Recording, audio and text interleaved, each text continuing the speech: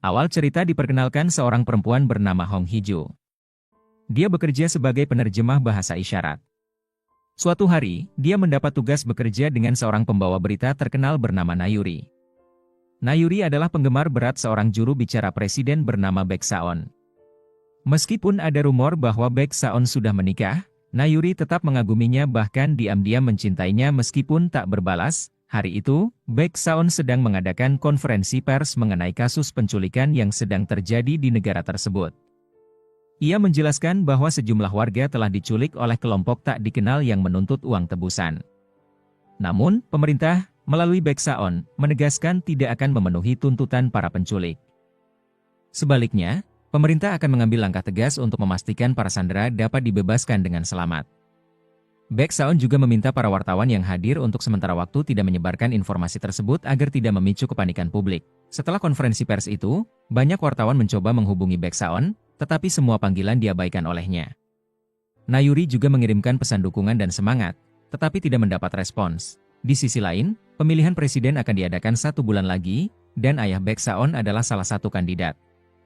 Istri Baek Saon, yang ternyata adalah Hong Hee-ju, tidak pernah diketahui publik sebagai istrinya.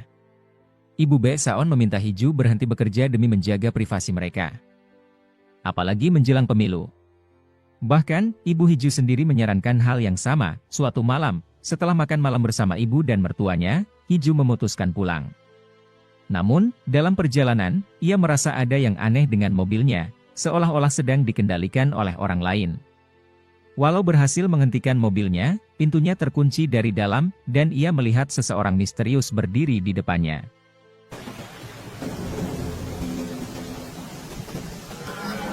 Orang itu mengenakan masker, dan diduga adalah dalang di balik masalah mobilnya.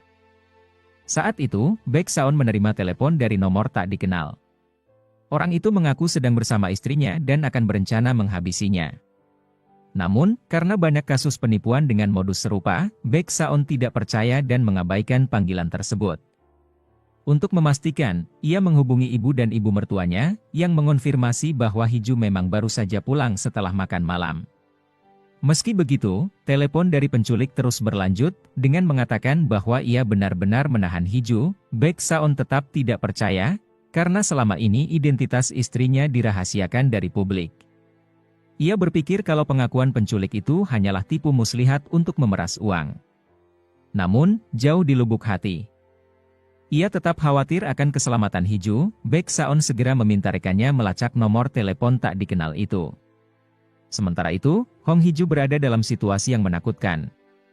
Mobilnya yang disabotase tidak bisa ia kendalikan, dan ia terjebak tanpa cara untuk kabur. Penculik yang ada bersamanya bahkan sempat mengancam menggunakan pisau, melukai leher Hee-ju meski hanya berupa goresan kecil. Si penculik mengungkapkan bahwa mobil itu telah disadap, dan ponsel yang ia gunakan hanya dapat menelepon Baek Saon. Bahkan, ponsel tersebut dirancang agar lokasinya sulit dilacak karena menggunakan nomor virtual. Ketika penculik kembali menelepon Saon dan mengancam akan membunuh istrinya, Saon tetap berpura-pura tidak peduli. Ia menjawab dengan santai, "Ya sudah, bunuh saja kalau mau." Respons ini membuat Hee-ju sakit hati. Ketika penculik kembali mencoba menelepon, Saon tidak mengangkatnya lagi. Hal ini semakin membuat Hee-ju merasa tidak dihargai dan tidak dicintai oleh suaminya. Namun, di sisi lain, Baek Saon sebenarnya sangat khawatir dengan kondisi Hee-ju. Meski berpura-pura tidak percaya kepada penculik, ia diam-diam meminta bantuan rekannya dari media untuk melacak nomor tersebut. Masalahnya, nomor itu memiliki kode dari luar negeri, sehingga pelacakan menjadi sangat sulit. Di tengah situasi ini, Hee-ju berhasil melarikan diri dengan cara yang cerdas. Ia memacu mobilnya dengan kecepatan tinggi sambil memutarkan kemudinya hingga penculik yang ada bersamanya kehilangan keseimbangan dan akhirnya pingsan. Setelah itu, Hee-ju kembali ke rumah, mengobati lukanya sendiri, dan mencoba menenangkan diri. Saat sedang di dapur, Baek Saon tiba-tiba pulang. Raut wajahnya menunjukkan kekhawatiran yang besar, tetapi gengsi menghalanginya untuk mengungkapkan perasaan tersebut secara langsung. Saon hanya berkata kalau hari ini ia mendapatkan telepon iseng yang mengancamnya istrinya, namun pada saat ia pulang ternyata istrinya baik-baik saja. Kalimat ini, alih-alih menenangkan, justru membuat Hee-ju semakin kesal. Ia merasa suaminya tetap tidak peduli padanya meskipun ia baru saja mengalami peristiwa yang sangat menakutkan. Tidak lama setelah itu, Saon menerima kabar dari timnya. Mereka memberitahu bahwa nomor telepon penculik hanya dapat dilacak jika panggilan berlangsung minimal 10 menit. Informasi ini sesuai dengan apa yang sempat diberitahukan penculik kepada Hiju sebelumnya, yang membuatnya bingung dengan sikap Saon. Meski terlihat tak peduli, Saon ternyata terus berusaha melacak penculik tersebut. Karena besok Saon ada acara kenegaraan, ia meminta Hiju untuk ikut bersamanya karena membutuhkan bantuannya sebagai penerjemah bahasa isyarat. Saon memberitahukan hal itu kepada Hiju. Tetapi Hiju yang masih marah memilih untuk mengabaikannya. Ditambah lagi, ibunya sendiri kerap ikut campur dalam urusan rumah tangga mereka. Ia menyarankan agar Hiju menuruti semua permintaan keluarga Saon. Hal ini membuat Hiju teringat pada hari pernikahan mereka, yang penuh dengan rasa pahit. Pernikahan mereka dilakukan secara privat, tanpa pesta besar atau keluarga yang hadir. Saon menyerahkan kontrak pernikahan kepada Hiju, yang isinya menyatakan bahwa hubungan mereka tidak boleh diketahui publik.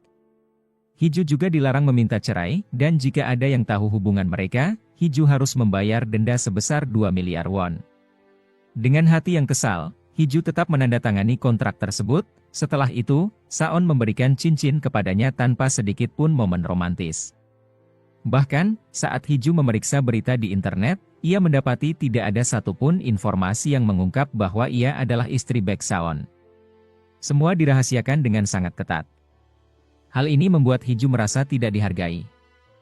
Seolah ia hanyalah alat untuk memenuhi ambisi Saon dan keluarganya. Keesokan harinya, Baek Saon dan Hong Hiju menghadiri acara yang dimaksud, di mana mereka akan bertemu dengan tamu penting dari luar negeri. Namun, untuk menjaga privasi, mereka datang secara terpisah. Kehadiran Saon segera menarik perhatian banyak orang di sana.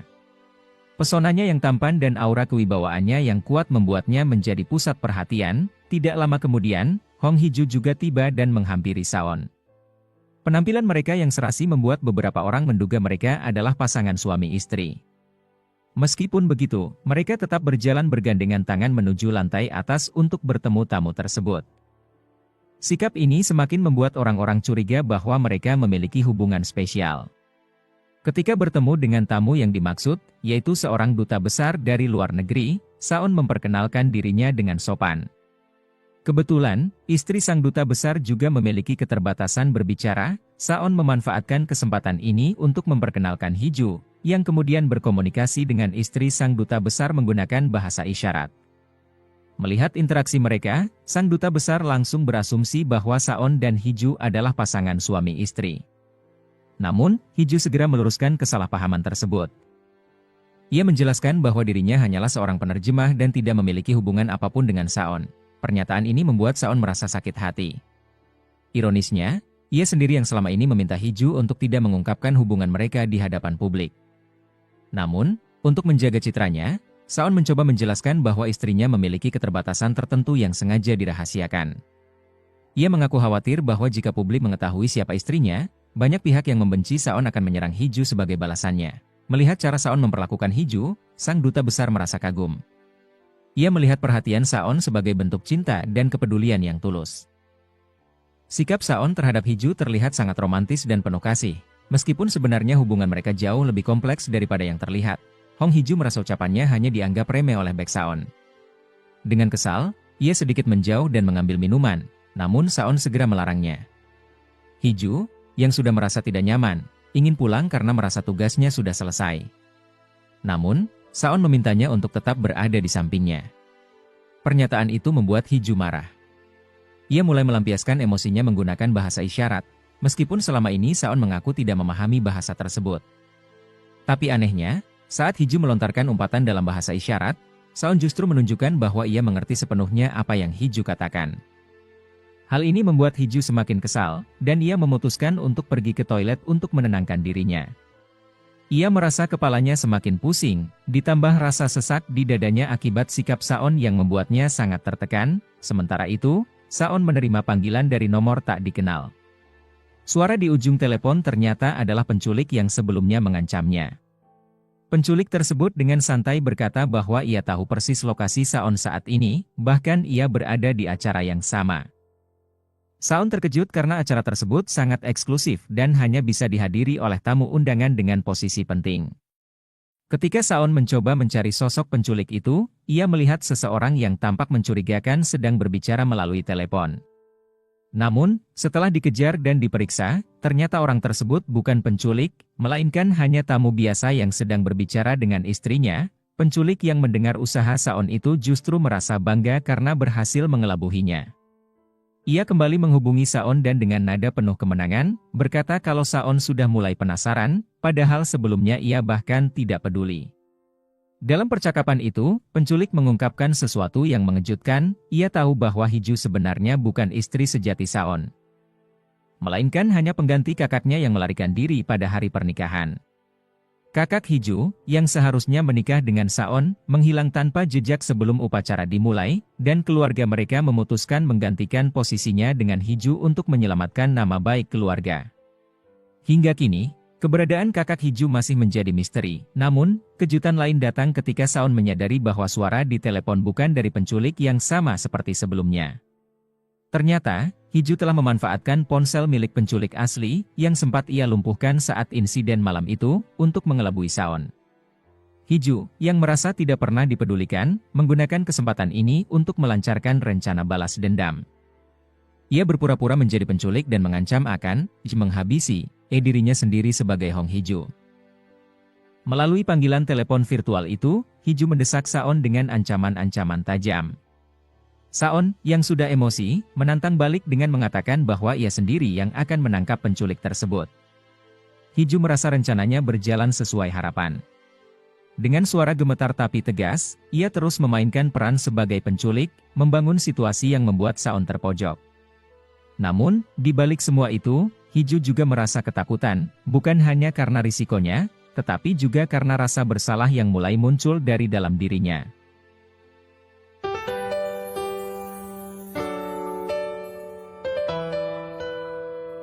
Hiju berusaha meninggalkan pesta dengan diam-diam, tetapi usahanya gagal ketika Saon memergokinya. Saon segera menarik tangan Hiju dan membawanya ke sebuah ruangan terpisah. Di sana, ia bertanya dengan serius apakah benar terjadi kecelakaan pada malam sebelumnya dan apakah Hiju melihat wajah pelakunya. Hiju menjelaskan bahwa pelaku menutupi wajahnya, sehingga ia tidak bisa mengenalinya. Dengan tergesa-gesa, Saon memeriksa tubuh Hiju. Ia memeriksa pakaian istrinya dan menemukan luka di lehernya. Hal ini membuat Saon yakin bahwa Hiju benar-benar diancam dan hampir dibunuh. Ia heran mengapa Hiju tidak menceritakan hal ini sejak awal. Dalam hati, Hiju bertanya-tanya mengapa Saon begitu khawatir padanya. Sementara sebelumnya Saon justru bersikap acuh dan bahkan sempat menantang pelaku agar dirinya yang dibunuh. Saon lalu menyuruh Hiju pulang, sementara dirinya langsung menghubungi bawahannya untuk melacak siapa yang baru saja menghubunginya melalui telepon. Namun, karena panggilan tersebut berlangsung kurang dari 10 menit, mereka tidak menemukan petunjuk apapun. Setibanya di rumah, Saon kembali memeriksa keadaan Hiju. Ia meminta kunci mobil Hiju untuk melihat kondisinya. Ketika memeriksa, Saon menemukan bahwa mobil tersebut mengalami kerusakan parah. Hal ini membuat Hiju khawatir karena pada malam itu ia sempat berbicara dengan lantang, takut Saon akan memeriksa rekaman dashboard mobilnya. Namun, anehnya, dashboard tersebut tidak merekam apapun. Saon kemudian bertanya bagaimana Hiju bisa pulang. Hiju menjelaskan bahwa setelah pelaku pergi, ia menelepon tukang derek untuk membantunya. Mendengar hal itu, Saon mengatakan bahwa ia akan membelikan mobil baru untuk Hiju dan meminta Hiju berhenti bekerja agar bisa tinggal di rumah saja. Namun, Hiju menolak. Ia memohon agar tetap diizinkan bekerja, apalagi besok ia harus pergi ke pengadilan bersama direkturnya sebagai penerjemah. Hiju juga menolak pengawal karena merasa itu akan terlalu mencolok. Namun Saon tetap menghubungi tim keamanan untuk menjaga istrinya diam-diam. Keesokan harinya, setelah menyelesaikan tugas di pengadilan, pengawal yang ditugaskan menjaga Hiju harus meninggalkan posisinya sebentar untuk membantu keributan pasangan suami istri yang sedang bersidang. Saat itu, seorang pria misterius tampak menunggu di dekat toilet tempat Hiju berada. Ketika pengawal kembali, Hiju sudah menghilang. Mereka segera melaporkan kejadian ini kepada Saon. Mendengar laporan tersebut, Saon tetap terlihat tenang, tetapi sebenarnya ia panik. Setelah beberapa saat, Hiju ditemukan bersama seorang pria. Ketika Saon meminta deskripsi tentang pria tersebut, pengawalnya menyebut bahwa pria itu terlihat tampan. Dan Hiju tampak senang bertemu dengannya. Hal ini membuat Saon kesal dan cemburu. Pria tersebut adalah Ji Sang-woo, senior Hiju saat kuliah. Sang Woo pernah tertarik pada Hiju dan bahkan mempelajari bahasa isyarat untuk mendekatinya. Namun, Hiju tiba-tiba menghilang 3 tahun lalu. Sang Woo kini ingin tahu apa yang sebenarnya terjadi. Saat Hiju pulang ke rumah, ibunya datang membawakannya vitamin dan baju seksi untuk menggoda Saon. Meski Hiju sudah menikah selama 3 tahun, belum ada kabar tentang kehamilannya. Ibunya sebenarnya menyadari bahwa pernikahan Hiju hanyalah sebuah kesepakatan, tetapi tetap berharap Hiju dapat hidup bahagia dan mempunyai keturunan. Hiju setuju menggantikan kakaknya, Hong In-ha, yang tiba-tiba melarikan diri. Sebagai syarat, Hiju meminta agar ayahnya yang sedang sakit dirawat di panti jompo yang layak. Malam itu, Hiju mengenakan pakaian yang telah disiapkan, tetapi kemudian sebuah ide muncul di benaknya. Hiju menghubungi Saon dengan menyamar menjadi penipu dan bertanya kapan Saon berencana menceraikan istrinya. Namun, Saon tidak memberikan jawaban atau kompromi apapun kepada penelepon tersebut. Merasa bingung dan frustrasi mencari cara agar Saon mau menceraikannya, Hiju malah memotret pahanya sendiri dan mengirimkannya kepada Saon, dengan pesan bahwa itu adalah paha istri Saon. Namun, Saon tidak percaya. Ia meyakini itu bukan paha Hiju. Penelepon, yang sebenarnya adalah Hiju, tertawa dan mengatakan bahwa jika Saon tidak percaya, ia harus memeriksa langsung. Ia bahkan menyebut bahwa paha Hiju memiliki tanda lahir berupa tahi lalat yang unik. Tanpa disadari Hiju, panggilan tersebut berlangsung lebih dari 10 menit. Sehingga tim Saon dapat melacak lokasi umum penelepon. Kini, mereka tinggal menganalisis suara untuk memastikan identitasnya. Hiju mulai gelisah. Ia takut rencananya ketahuan, apalagi ia baru saja memancing Saon untuk memeriksa tanda lahirnya di paha. Ketakutannya semakin memuncak ketika Saon pulang malam itu dan langsung menuju kamar Hiju. Saon menarik selimut Hiju untuk memeriksa tanda lahir yang disebutkan, tetapi Hiju menahannya. Karena aksi tersebut, Saon kehilangan keseimbangan dan jatuh ke atas tubuh Hiju. Mereka terdiam sejenak. Hiju segera menjauhkan wajahnya, merasa canggung. Saon bangkit berdiri tanpa memeriksa paha Hiju dan berkata, kantor kepresidenan akan membuka posisi penerjemah bahasa isyarat. Jika kau ingin tetap bekerja, lebih baik bekerja di sisiku saja. Setelah mengatakan itu, Saon keluar dari kamar tanpa melanjutkan pembicaraan. Saat keluar, Saon melihat teko air minum di atas meja makan yang telah disiapkan Hiju. Ia teringat masa-masa awal pernikahan mereka, saat Hiju sering menunggunya pulang sambil tertidur di meja makan. Hiju juga pernah memasak untuknya meski ditolak mentah-mentah. Saon bahkan pernah mengatakan pada Hiju untuk tidak menyimpan perasaan terhadapnya. Ia tidak ingin melihat Hiju seperti boneka yang hanya mengikuti perintah ibunya. Saon dengan tegas meminta Hiju menjalani hidup seperti biasa karena ia tidak ingin Hiju mengganggu jalannya hidupnya. Pagi harinya, Hiju terbangun dan mendapati Saon masih berada di rumah, berbeda dari kebiasaannya. Ternyata Saon memutuskan untuk masuk kerja lebih siang. Ia meminta Hiju menemaninya menyiapkan sarapan. Hiju merasa aneh dengan permintaan itu karena biasanya Saon tidak pernah mau sarapan bersama. Sambil memasak, Saon bertanya tentang kejadian di pengadilan, terutama mengenai hilangnya Hiju. Hiju menjelaskan bahwa ia bertemu seniornya di kampus, Ji Sang-woo. Saon kemudian bertanya, apa pria itu bisa dipercaya?